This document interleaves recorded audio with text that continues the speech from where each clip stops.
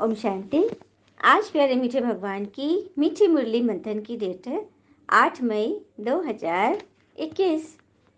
तो आज बाबा हमसे क्या बातें कर रहे हैं, क्या बताना चाह रहे हैं, ये हम सभी अपनी आत्मा में टिककर इस शरीर भान से ऊपर उठकर ये ज्ञान सुनेंगे। मतलब एकदम मन से सुनेंगे, ध्यान से सुनेंगे, और जो भी पॉइंट हमें अच्छी लगेगी उसे ज़रूर धारण करेंगे। अब जैसे महीने में 30 दिन होते हैं,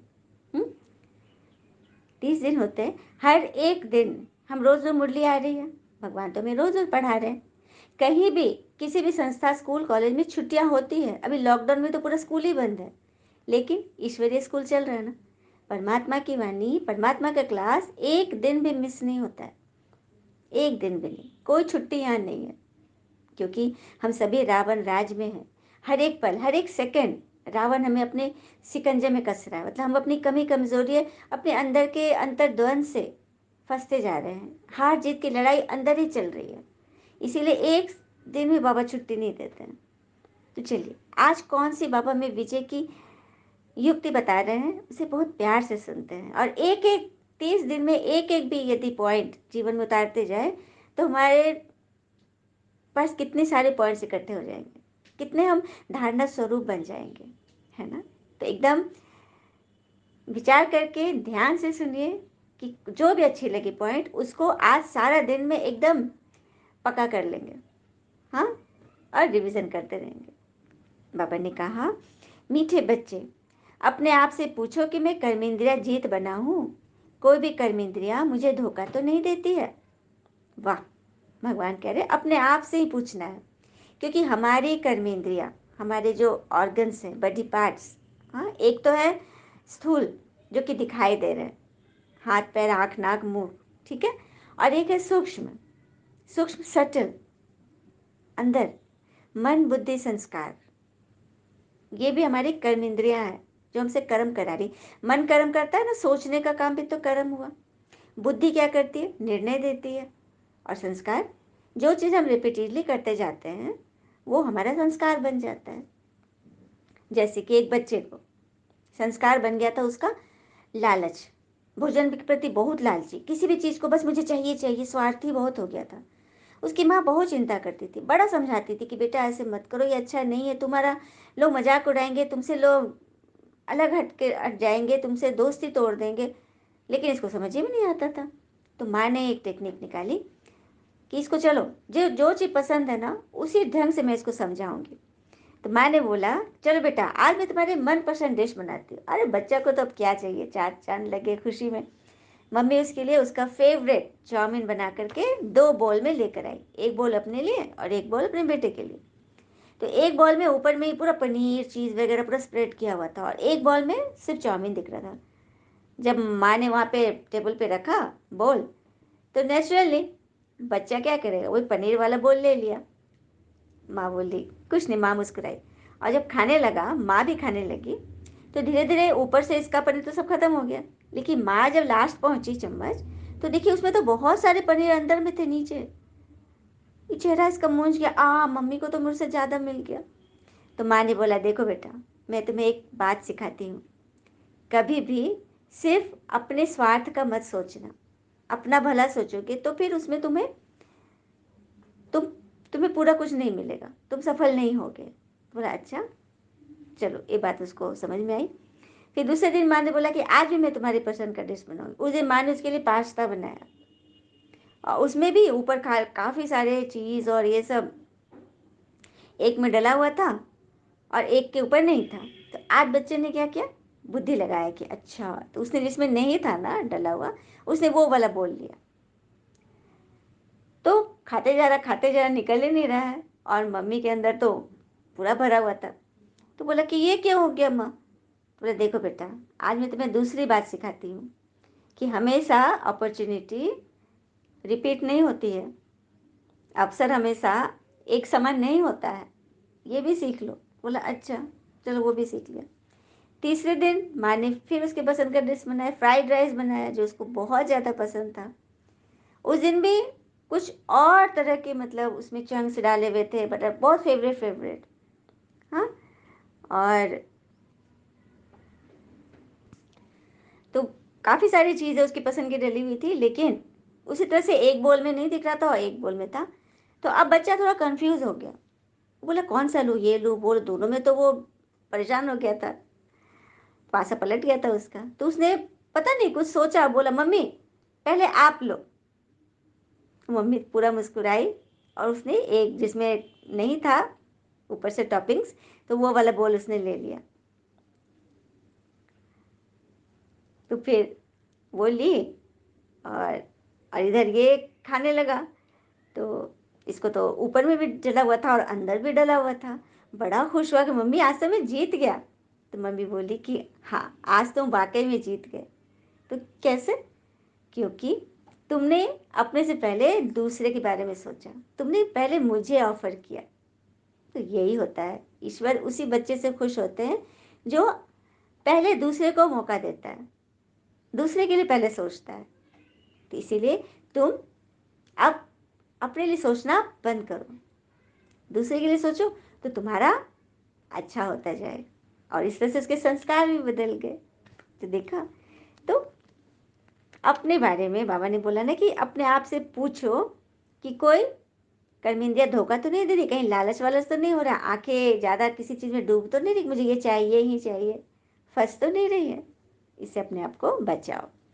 प्रश्न है, कर्मातीत बनने के लिए तुम बच्चों को अपने आप से कौन सा वायदा करना है? कर्मातीत अर्थात कर्म करो और उसके प्रभाव से, परिणाम से परे। अब जैसे कोई सेवा करते हैं तो मन में ये चलता है ना कि हम किसी के लिए कर रहे हैं तो उसको अच्छा लगेगा, वो मुझे अप्रिशिएट करेगा, हाँ, वे चार लोग के बीच में मेरा नाम लेगा, हाँ, मुझे अच्छा समझेगा। लेकिन अगर वो नहीं बोलता है तो मन फंस जाता है। और बार बार यही होता है, हम करते हैं मन से और उधर से कोई रिप्लाई नहीं आता है, तो क्या करते हैं, हम करना ही छोड़ देते हैं, अपनी विशेषता खो देते हैं कि नहीं, इसके लिए तो कुछ करना ही बेकार है। ऐसा नहीं। और कर्मातीत जब रहेंगे तो कर्म कर रहे हैं, हम अपनी मर्जी से कर रहे हैं। मुझे अच्छा लगता है फोटो अपलोड करना, कोई लाइक करे नहीं करे वो उनका प्रॉब्लम है, मुझे अच्छा लगा, परिणाम से परे। तो ऐसा बनने के लिए हमें कौन सा अपने आप से वायदा करना है? तो अपने आप से वायदा करो कि कोई भी कर्मेंद्रिया कभी भी चलायमान नहीं हो, मुझे अपने कर्मेंद्रिया वश में करनी ही है। भगवान ने जो हमें डायरेक्शन दिया है उन्हें अमल में लाना ही है। बाबा कहे, मीठे बच्चे, कर्मातीत बनना है तो कोई भी कर्मेंद्रियों से आप विकर मत करो। माया बड़ी प्रबल है, आंखें धोखेबाज है, इसीलिए अपनी संभाल करो। देखो, भगवान का काम है हमें रास्ता दिखाना, टॉर्च दिखा रहे हैं वो। अब हम चले ही नहीं, हाथ पैर मोड़ के बैठे रहे हैं, तो कैसे मंजिल तक पहुंचेंगे? भगवान जो हमें डायरेक्शन देते हैं हमें इसमें अमल में लाना है। जैसे बाबा ने बोला ना, अपनी कर्मेंद्रियों से बात करते रहो कि कोई मुझे धोखा तो नहीं देती, कभी चलायमान तो नहीं होती। चलायमान अर्थात आंखें, पता है कि ज़्यादा नेट पर चलेंगे तो मेरी आंखें खराब होगी, या फालतू व्यर्थ की चीज़ें, जो आजकल बहुत सारा अनवांटेड चीज़ें भी हैं नेट पर, हम बच्चे उसको देखने लगते हैं, या बड़े भी, पता है ये देखने से मन खराब होगा। लेकिन आंखें चलायमान है, आंखों को तो बस देखना ही देखना है, क्योंकि हमने उसको संस्कार डाल दिया देखने का। हर दिन हम काफ़ी काफ़ी घंटे हम उसको देखते रहते हैं, तो वो कहाँ से हटेगा, उसको तो उसी उसी का आदत लगा हुआ है। तो यही बोले, मुख को खाने की आदत है हमेशा अच्छी अच्छी चीज़। अब बच्चे लोग को अभी लॉकडाउन है तो बाहर की चीज़ें नहीं आ रही है, तो मन फंस रहा है उनका, क्योंकि उनको तो आदत था हमेशा। तो ऑनलाइन शॉपिंग, परचेजिंग होने लगी तो घर बैठे बैठे काफ़ी सारी चीज़ें मंगा लेते हैं। तो चलायमान है ना, रुक नहीं रही। पता है ये सब खाने से तबीयत खराब होती है, शरीर सबका बिगड़ रहा है, लेकिन नहीं। तो इसीलिए भगवान कह रहे हैं कि अपने आप पे कंट्रोल करो, अपनी कर्मेंद्रियों से कोई भी विकर मत करो। माया बड़ी प्रबल है, किसी न किसी रूप में तुम्हें फंसा लेगी। ओम शांति। बाबा कह रहे हैं कि बच्चे आत्म अभिमानी होकर बैठे हो, अपने आप से पूछो, हर एक बात अपने आप से पूछो। मतलब खुद का खुद ही टीचर बनने के लिए बाबा कह रहे हैं, क्योंकि जब हम खुद के टीचर बनेंगे ना तो हम बहुत लायक बन जाएंगे, क्योंकि खुद के साथ तो हम हर घड़ी रह रहे हैं ना, हर सेकंड हम खुद के साथ हैं। हमारा टीचर हमारे साथ रात दिन नहीं रहेगा, चलो 1 घंटा क्लास करा दिया बस काम खत्म। लेकिन हम तो अपने टीचर बनेंगे तो हम तो सारा दिन उसके साथ हैं। फिर आगे बोल रहे हैं कि ये तुम्हारी क्या है, रूहानी सेना है, तुम सभी शिव शक्ति सेनाएं हो। उस सेना में तो जवान भर्ती किए जाते हैं, लेकिन इस सेना में बच्चे बूढ़े जवान सभी हैं, क्योंकि ये ऑल राउंड सेना का पार्ट चल रहा है यहाँ। और ये सेना है ही माया पर जीत पाने के लिए, कि किस तरह से हम माया पर जीत पाते हैं। हाँ, कहते हैं ना, आंधिया आंधिया आई और काफी सारे पेड़ों को तोड़ के रख दिया, गिरा दिया। बच गए वो पेड़ जिनमें हुनर झुकने का था। तो जो मुलायम पेड़ थे, आंधी आई तो इधर दब गए उधर दब गए, तो कोई फर्क नहीं पड़ा। जो अकड़े हुए थे वो सब टूट के बिखर गए। तो हमें अकड़ तो रखनी नहीं है।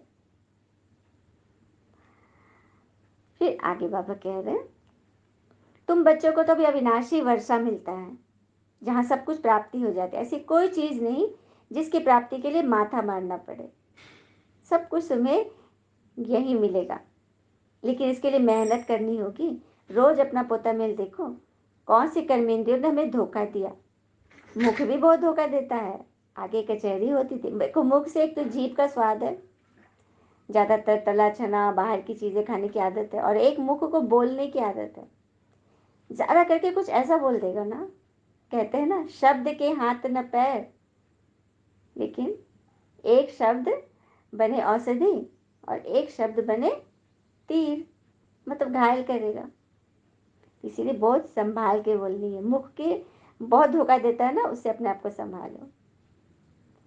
और कोई भी ऐसी काम न करो जो कि तुम्हारा विकर्म बन जाए, जैसे छिपा कर कुछ खा लेना, बिना पूछे कुछ सामान उठा लेना, ये सब बहुत खराब है। क्योंकि बाबा कहते हैं, कख का चोर सो लख का चोर। एक आना भी आपने चुराया, उठाया बिना पूछे, और 1 लाख उठाया, दोनों को बाबा बराबर मानते हैं। अब बुरी आदत होगी तो कैसे बनेंगे? लक्ष्य हमारा है ना मनुष्य देवता बनना, तो कहाँ तक पहुंचेंगे? दास दासी भी नहीं बन पाएंगे। स्वर्ग में तो मर्तबा मिलता है ना, कहाँ राजा और कहाँ प्रजा में आ जाओगे, कितना फर्क है। तो कर्मेंद्रिय जो धोखा दे रही है उसकी चेक करो, संभाल करो, नहीं तो ऊंच पद पाने से छूट जाओगे। भूले मत करो, नहीं तो अंत में बहुत पछताओगे। अभी तुम कहते हो ना नर से नारायण बनेंगे, सबको इतना लगन है, कहते तो है कि हम ऑब्जेक्ट हम ये बनेंगे, परंतु अपने से पूछो, अपना पोता मिल निकालो, रात के समय अपनी चेकिंग करो, कचहरी लगाओ कि किन किन कर्मेंद्रियों ने, किन किन संस्कार ने कुछ गलत किया, कुछ सोचा बोला। अच्छा, मीठे मीठे बच्चों प्रति भगवान की नमस्ते। हम बच्चों की भी प्यारे शिव पिता को नमस्ते। और बाबा दिल से सभी आत्माओं की तरफ से आपको वेरी वेरी गुड मॉर्निंग। धारणा के लिए मुख्य सार है, पहले पॉइंट, स्वयं में जो भी बुरी आदतें हैं उनकी जांच कर उन्हें निकालने के लिए मेहनत करनी है। अपना सच्चा सच्चा पोता मेल रखना है, पिता के डायरेक्शन पर चलना है, मतलब अपनी चेकिंग करनी है। दूसरी पॉइंट, ऐसा कोई कर्म नहीं करना है जिससे पिता का नाम बदनाम हो। अपनी उन्नति का ख्याल रखना है, जरा भी कुदृष्टि नहीं रखनी है। कोई ऐसा कर्म नहीं करना है। देखो सबको पता होता है ना कौन से कर्म अच्छे हैं कौन से बुरे हैं। और यहाँ तो बाबा, सोच भी एक कर्म है, वह भी हमें बहुत सोच समझ के करना है। और कहते भी हैं ना, ख्वाहिशों से नहीं गिरते हैं फूल झोली में, ख्वाहिशों से नहीं गिरते हैं फूल झोली में, कर्म की शाख को हिलाना होगा, कुछ नहीं होगा कोसने से अंधेरे को, अपने मन का दिया खुद ही जलाना होगा। और उसी दिए को जलाने के लिए परमात्मा आ गए हैं, तब तो सोने पे सुहागा। चलिए हम सभी बाबा से वरदान लेते हैं। देह अभिमान के त्याग द्वारा श्रेष्ठ भाग्य बनाने वाले सर्व सिद्धि स्वरूप भव। देह अभिमान के त्याग द्वारा श्रेष्ठ भाग्य बनाने वाले सर्व सिद्धि स्वरूप भव। तो देह अभिमान का त्याग करने अर्थात देही अभिमानी बनने के से पिता के सर्व संबंध का, सर्व शक्तियों का अनुभव होता है। यह अनुभव ही संगम युग का सर्वश्रेष्ठ भाग्य है। विधाता द्वारा मिली हुई इस विधि को अपनाने से वृद्धि भी होगी और सर्व सिद्धियां भी प्राप्त होगी।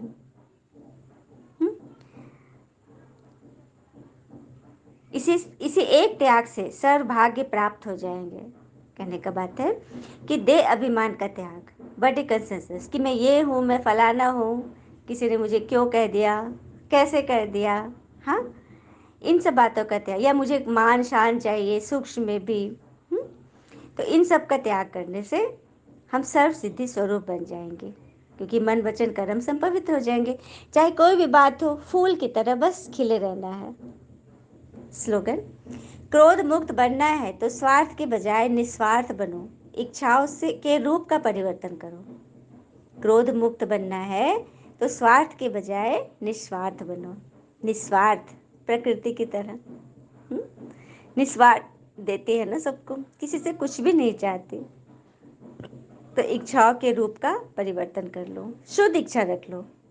यह इच्छा रखो कि हमें तो बस विश्व का कल्याण करना है, सबके लिए शुभभावना रखनी है, चाहे कोई कैसा भी हो। क्योंकि हम किससे पढ़ रहे हैं, भगवान से पढ़ रहे हैं, तो हमें उनको दिखाना है, अपने टीचर को दिखाना है कि टीचर हमसे क्या चाहते हैं। अच्छा, ओम शांति। शुक्र है मीठे बाबा, वो बाबा के प्यारे प्यारे बच्चे। थैंक यू बाबा। All is well always. Om Shanti.